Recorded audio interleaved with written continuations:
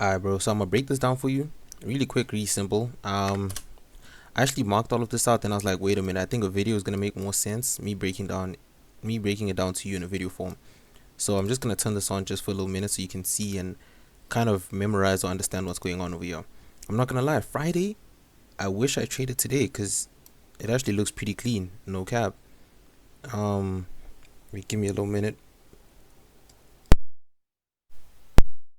Yeah. So just memorize that's Asia session. This is London session. Then we have New York session. And I'm not gonna show these again, so just remember that this is how it looks. And the important things of this, obviously, excuse me, the important things of this obviously is the Asia high, Asia low, and then now you're gonna start looking at London session. So the reason why I said you have your times wrong is because I don't know what low you had used, but that low kind of messed you up because it actually did sweep Asia low. Now when I take that off and we look at it, you can see this is a beautiful chart, and there's so many different ways you could have entered off of this. The riskier method, I'll go on the 15-minute time frame, and I say risky because you don't really have a confluence or market structure shift that you're looking at. But basically what you'd be looking at is this order block over here. You can see I pointed it out. Price came and touched it, and then it started buying up higher. The way you'd enter on this is two ways. You can either enter, I was not going to look at the wick of that candle. I was actually going to look at the body. So I was going to say either the body right over there, or you could say 50% of this order block, but you can see 50% didn't even, it wouldn't have put you in. So I would have just used the body, and my stops would have been below this low over here with a little bit of room to breathe because spreads and all of that.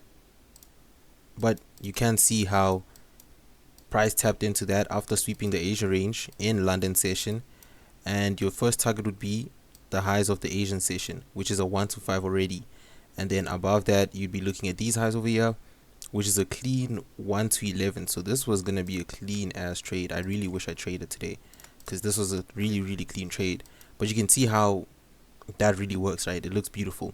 The other way was going to be to wait for price to come into this order block, and then since maybe you don't have too much confluence or confirmation on this trade, you wait for it to break structure to the upside. So it enters the order block, you see it's starting to push up higher, you don't get FOMO, you just wait for it to create a market structure shift that is created over here. It's important to notice that we're not looking at whether the body closes above this high or not. As long as it goes above it, that's a market structure shift to me. So yeah, then after that you put your fib tool just like that, and what you want to be doing is you want to be entering at 50% of this range. So as soon as it comes into 50% of this range, you start entering. You can see that this would be an order block. This white candle over there is an order block. So you'd be targeting, you'd have your position in like that. Your stop loss this time can come to this low, and then first take profit was going to be this one over here, which is a 1 to 2. It's not terrible. And your last take profit was going to be this one over here. Now obviously when you're taking a trade like this, since you're de-risking, you're taking a more confirmed trade, the risk reward is going to be much lower compared to if you're taking the risky trade. So since this one's not a risky trade, this was actually a trade that you can take like countless times. It's not risky at all. Since that's a trade that you can take like that, then obviously your risk reward is going to be decreased. So yeah, that's another trade that you could have taken, and then another one that you could have taken, and this is just off the 15-minute time frame. I'm going to go into lower time frames and show you so many other more opportunities that price gave you. Another one was going to be like this, right? Let me first take this away, take this flip tool away. If maybe you looked at this and you're like, you're not really too confident in the market structure shift over there, you wait for price to keep showing you that it has bullish order flow, and it shows that, as you can see, that it keeps on buying up higher each and every single time. Another way to notice that is it's respecting bullish PD arrays. So these three candles over here create an order block. Price trades above it, it comes back into it, and then it starts buying up higher. We create another order block, 1 2 3. This is what we call a repulsion block, an order block inside another order block. There also is an entry with a fair value gap, by the way. Let me just point that out. So that's an entry with a fair value gap that you also probably could have taken. But yeah, this is a repulsion block, 1 2 3 repulsion block. As soon as price breaks above it and it comes back into it, that's another entry. So you could literally take scalps just like this, right? So you could have your entry over there, you have your stop at this low right here, and you're targeting Asia highs as TP1, which at this point it's not even worth it. So you see this and you're like, it's not even a 122. It's not worth taking it. You mize. You close off, right? Another one could have been yeah. So I'm talking about the order flow. So order flow, you can see that it keeps buying up higher each and every single time. It doesn't quite clear the highs of Asia high, so you know that it has unfinished business. Now there's something that you also need to notice, right? And I really talk about this a lot, which is when highs are made like this, you oftentimes see a high just comes like this, then a high that comes like this, and another high that comes like this, and another high that comes like this. These are basically relatively equal highs. These highs are not breaking above any other high, right? You can see that this high is not being broken above. So there's still traders in here. And I always like to show it when I say maybe someone was selling at this point over here and they have their stop loss somewhere above here, and then more people just keep selling. So let's just assume that people are selling in this market and they all have their stop losses above this high. So you can understand that because their stop loss is above this high and price is not breaking above this high, there's unfinished business. There's still traders in this market that need to get liquidated. So the market will first have to come and sweep these highs. Then that's when you can start saying, okay, it might reverse to the downside. But in this case, I'll show you even with Asia session. In this case, you can see that we have this high, the Asia high, right? We have that high, we have this high over here. So I'm just going to draw all these highs out. We have these highs over here, and then we also have these highs over here. So that's like so many highs over here, and price has unfinished business above these highs. There's so many people that had entered the market over there, and price hasn't taken them out. So this dip down into the London session shouldn't scare you. You should still know that, okay, we're still going to be buying up to take these highs out, at least, at the very least. That's what we could do. So your other entry could have been in New York session, and at this point you can either choose to stay on the 15-minute time frame or go down or go up to like the 30-minute time frame. But I'll just stay on the 15-minute time frame, then we'll go to the 30-minute afterwards. But you can see that if I did this, like I said earlier on, you want to be entering below 50% of this range, and 50% of this range you could still enter on this order block again, and your entry would look something like this.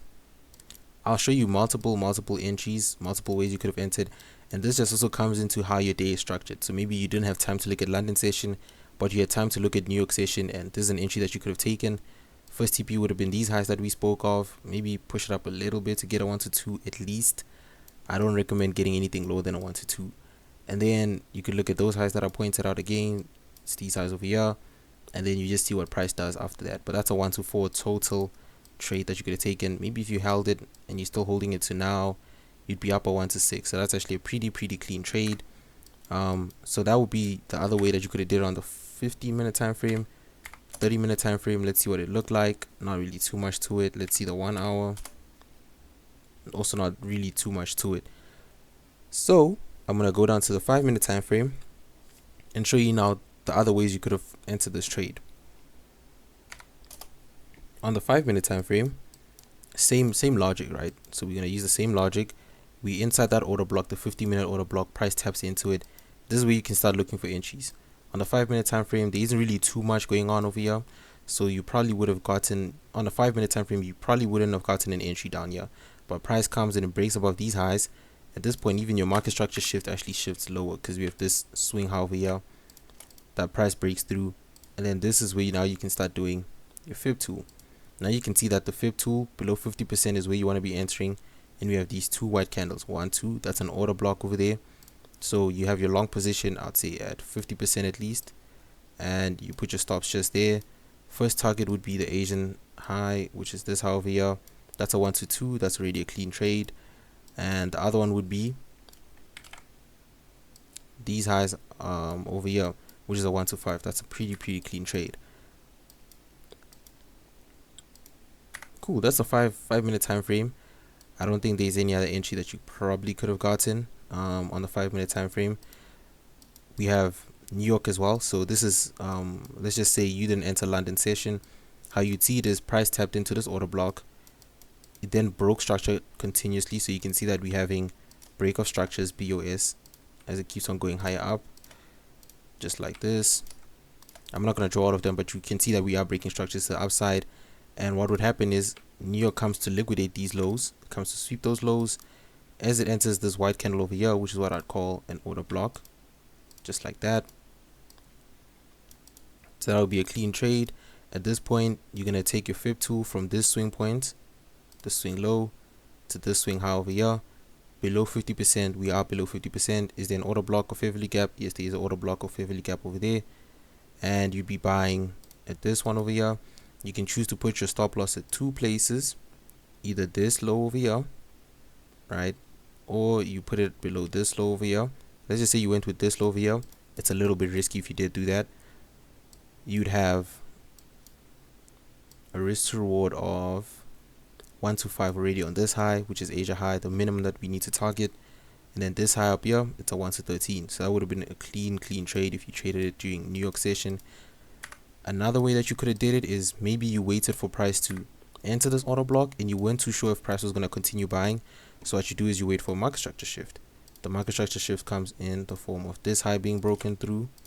So price went down, it broke this low, it went up, it broke that high. Then what happens is this high shouldn't be broken through. You can see that this high is not broken.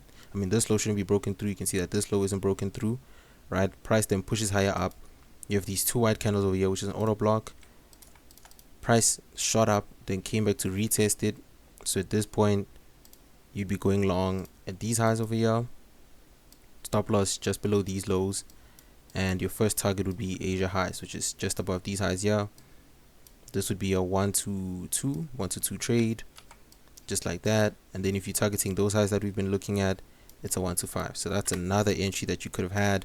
And now I'm going to show you the last batch of entries that you could have had. And this is on the 1 minute time frame. I wouldn't really recommend you go into the lower time frame, like the 1 minute time frame, if you're still not even able to find entries on the 15 and 5 minute time frames. But this is just for completeness sake. In future, when you become an advanced trader, you're able to still use these things that I'm teaching you. But at this point, you'd see this white candle, it touches into this order block. You can see that it then pushes higher up. At these cases on the 1 minute time frame, it's always going to be risky. So you're not really going to have a nice market structure shift compared to like the 5 minute and 15 minute time frames. So at these points, what I'll do is I look at that candle that tapped into the order block and bought up higher. I use my fib. You can see that it doesn't even come into 50% of the fib. But what I'll be looking at is this candle over here, this white candle, which is an order block. Two ways you can enter is either the wick, or you can enter at the body, and this for 1 minute time frame entries. I don't really like to enter at 50% of the order blocks when it's on a 1 minute time frame, so I minus that. But you can see that if you enter on the body, you're gonna have an entry that looks like this. Two places you could have put your stop loss is below this low or below this low here. This one below this low is less risky. This one below this low is a little more risky. But first target was gonna be the Asia highs. So we're gonna look at these Asia highs.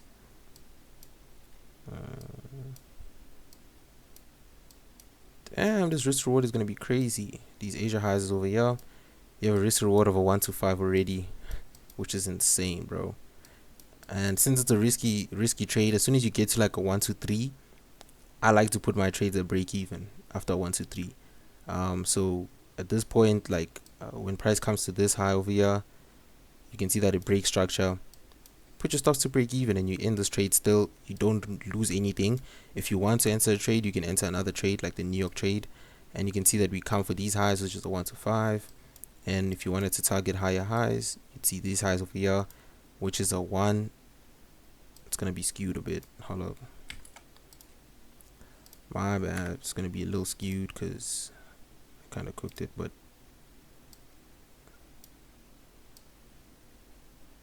you'd have one of a 1 to 11 RR trade. So that's a pretty clean trade. That's one that you could have taken over there. Another one that you could have taken is, you see the price entered this order block, it pushed up higher, it broke structure, came down to retest this order block. Oh, actually, this is actually a very, very good thing. And I like how US100 looks. This is actually clean. I might break this down for Instagram. This looks clean because there's so many concepts that were being used over here. So there's another concept where price will do something like this, right?